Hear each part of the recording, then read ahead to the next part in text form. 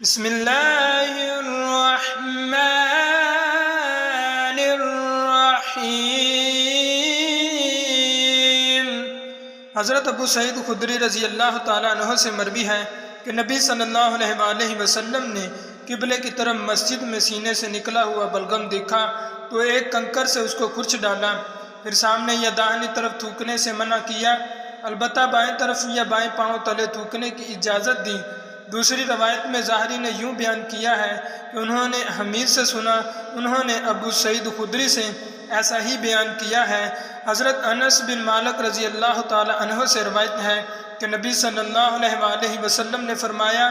مسجد میں تھوکنا گناہ ہے اور اس کا کفارہ اتار اس کا گاڑ دینا ہے۔ حضرت ابو ہریرہ رضی اللہ تعالی عنہ سے مروی ہے کہ آپ صلی اللہ علیہ وآلہ وسلم نے فرمایا، تم میں سے جب کوئی نماز شروع کر دے تو اپنے سامنے نہ تھوکے، کیونکہ جب تک وہ اپنی نماز کی جگہ میں رہتا ہے تو اللہ سے سرگوشی کرتا ہے، اور داہنی طرف بھی نہ تھوکے کیونکہ اس کے داہنی طرف فرشتہ رہتا ہے، البتہ بائیں طرف یا پاؤں تلے تھوک لے پھر اس کو دفن کر دے۔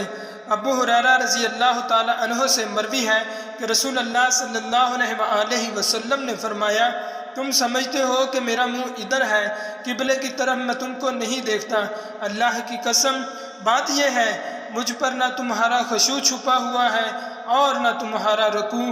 میں پیٹھ کے پیچھے سے تم کو دیکھ رہا ہوں۔ حضرت انس بن مالک رضی اللہ تعالی عنہ سے مروی ہے کہ انہوں نے کہا، نبی صلی اللہ تعالی علیہ وآلہ وسلم نے ہم کو ایک نماز پڑھائی، پھر آپ صلی اللہ علیہ وآلہ وسلم ممبر پر چڑھے، پھر نماز کے بارے میں اور رکوع کے بارے میں فرمایا، میں تم کو پیچھے سے ایسا ہی دیکھتا ہوں جیسے سامنے سے دیکھتا ہوں۔